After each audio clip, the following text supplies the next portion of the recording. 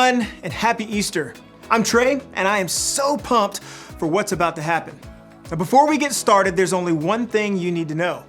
Easter Jam is for everybody in your family. So, if you're a teenager, this is for you. College students, you too. And if you're a younger kid, get ready. We're about to have some serious fun, and we need you to lead the way. Adults, buckle up. This is Easter like you've never done it before. No matter who you are, we want you to know that Easter Jam is for you. The only way to not have fun is to not participate. So look around. Is anybody missing? If so, hit that pause button and go get them now. We're getting started in 3, 2, 1. Easter, a time for fake grass, plastic eggs, these things, chocolate bunnies, and people dressed as bunnies. And then there are the weird parts of Easter, like fake grass, plastic eggs, these things, chocolate bunnies, and people dressed as bunnies, which is interesting. But what does all this stuff have to do with Easter? And if this holiday is about more than candy and wearing uncomfortable clothes to church and lunch with your relatives, what makes Easter happy? Okay, hear me out. There are only two kinds of people in the world. People who love these things, and people like me. I just don't get it. How do you eat something that is this cute and grainy? Now let's see how your family feels. Show me a thumbs up if you love to eat these things, and a thumbs down if you don't. Okay. There are a lot of different opinions out there. But no matter how you feel about eating Peeps, you're gonna love this game. Your family is going to face off in the greatest Peeps jousting competition of all time. I'm gonna explain how it works, and then I'll tell you when to start. First, divide the room into 2 teams. Next, take 2 Peeps and assign them to a team. Now, if you don't have any Peeps, no worries at all. Big marshmallows like this one will work just as well.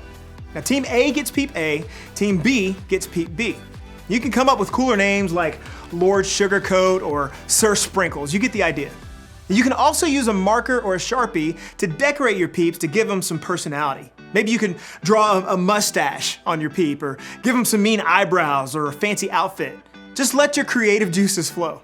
Next, you need to prepare your Peeps for battle. Take a toothpick and stick it into the front of each Peep, just like that.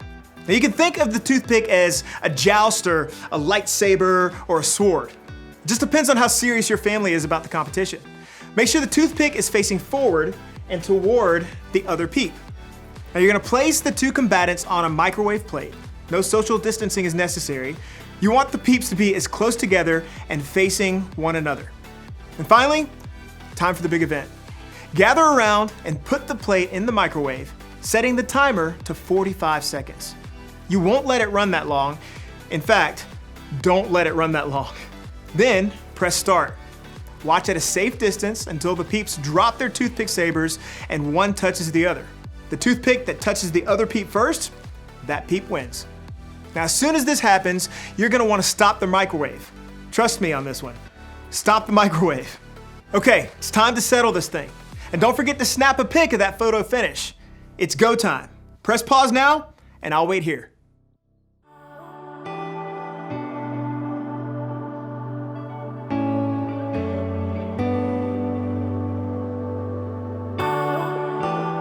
How did it go?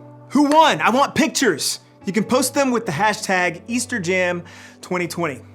Now, I have to admit, this was a lot more fun than I thought. And also, this happened. Jeez. All right, you ready for another game? For this one, you need a laundry basket and socks. Lots of socks. Clean or dirty, doesn't matter, as long as they have a match. Now, if you need to, go grab those things now. Press pause. I'm gonna go wash my hands, and then I'll explain the rest.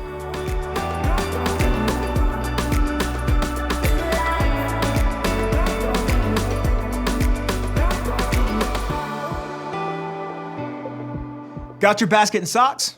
Great. Now, choose 2 people to play. You'll also need 2 people to be scorekeepers. And to get started, dump all the socks on one side of the room. Don't worry, those socks will make their way back to the basket real soon. Then, place the basket on the other side. Now when I say go, players will grab a sock, go through the pile, and find the matching one.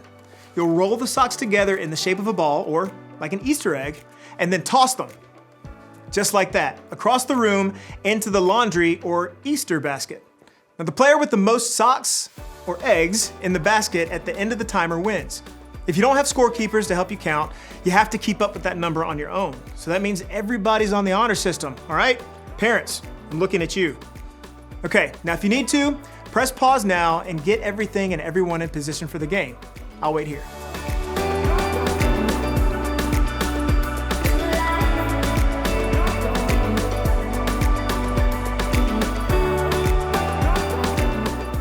Everybody ready?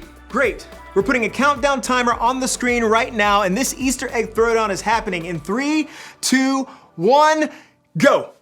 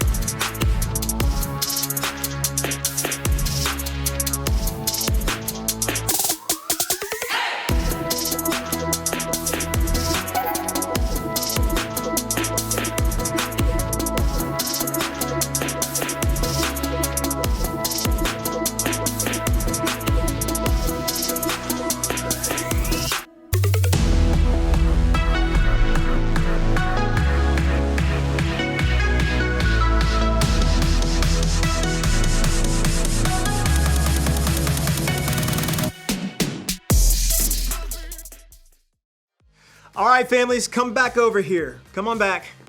Who won? Okay, that was wild. And whoever won gets socks. Okay, just kidding. But adults, make sure whoever won the challenge gets a special treat today. Now, I hope you're having fun so far. We're celebrating because today is Easter. And if you don't know the whole story of Easter, that's okay. Today we'll talk about what makes today, maybe more than any other day, a happy day. But before we get there, I know you have a lot of family and friends who would love to hear from you. And to make that happen, you have a few options. Pause this video and pick one of the challenges on the screen to wish your peeps a happy Easter.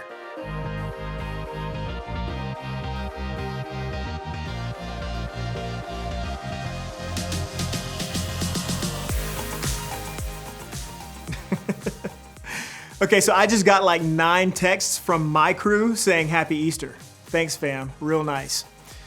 Now, even though we're celebrating a little differently than we have in past years, that's okay. Easter is still happy. And that's not just because of Peep Wars or Easter baskets or chocolate bunnies, although those things are awesome. It's still happy because of what happened thousands of years ago at the first Easter. It's the world's most powerful story, and yet it's so simple.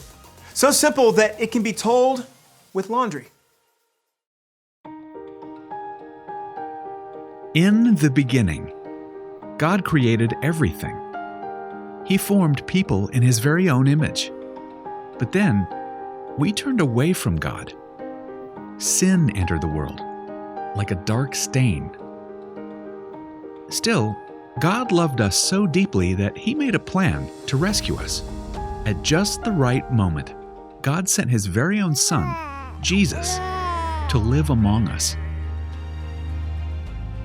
Jesus healed hearts and minds and bodies. Thousands gathered to hear Him teach. Instead of giving lots of new rules, Jesus turned things upside down by making it simple. Love God, love others. After 3 years of traveling and teaching, Jesus and His disciples entered Jerusalem to celebrate the Passover feast. Huge crowds gathered to welcome Him.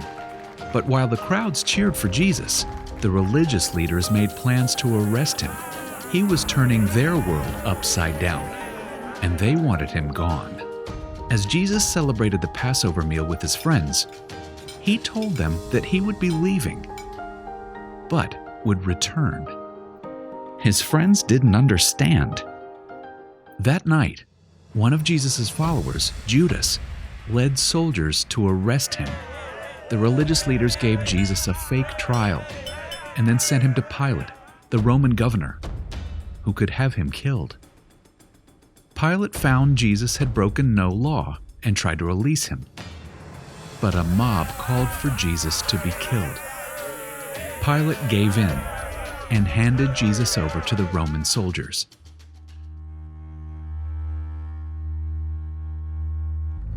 Jesus was forced to carry the heavy beams of his own wooden cross.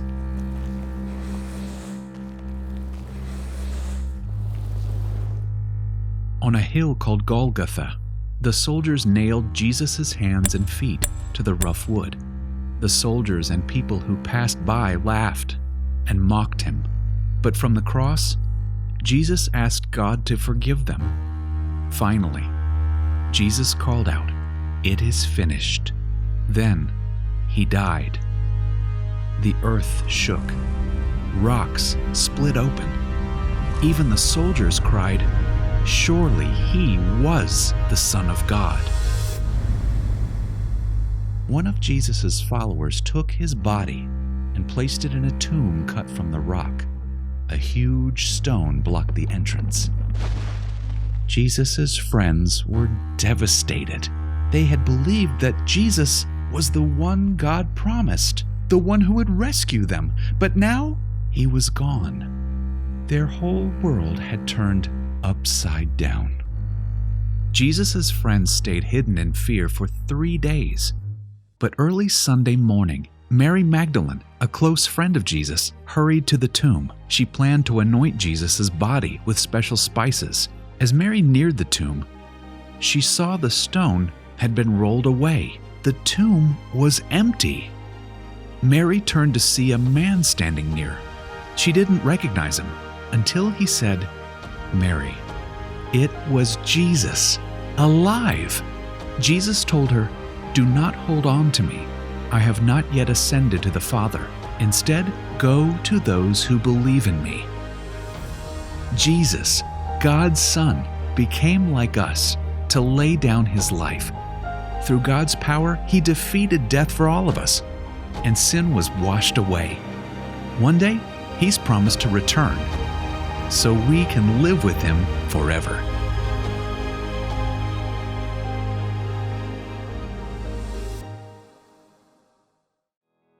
I hear that story every Easter and it always amazes me.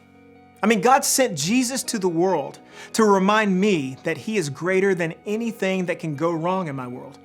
The simple fact that Jesus came back to life is proof to me that I can face anything bad that happens. I like to think about it this way. I can because Jesus is alive. I can keep loving because Jesus is alive. I can be brave because Jesus is alive. I can have hope because Jesus is alive. Here's an idea. Take a few minutes and add to this list of things you can do because Jesus is alive. Answer this question as a family. How would you fill in the blank? I can because Jesus is alive. Pause the video while you discuss. And when you're finished, meet me back here.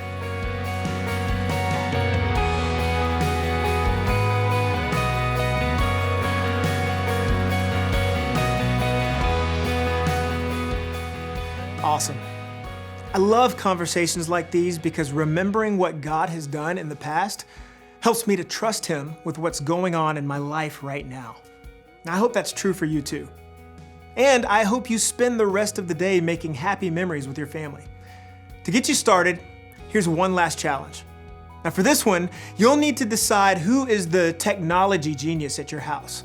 Maybe it's a step-parent or an aunt, or maybe an 8th grader. Either way, decide who that person is now.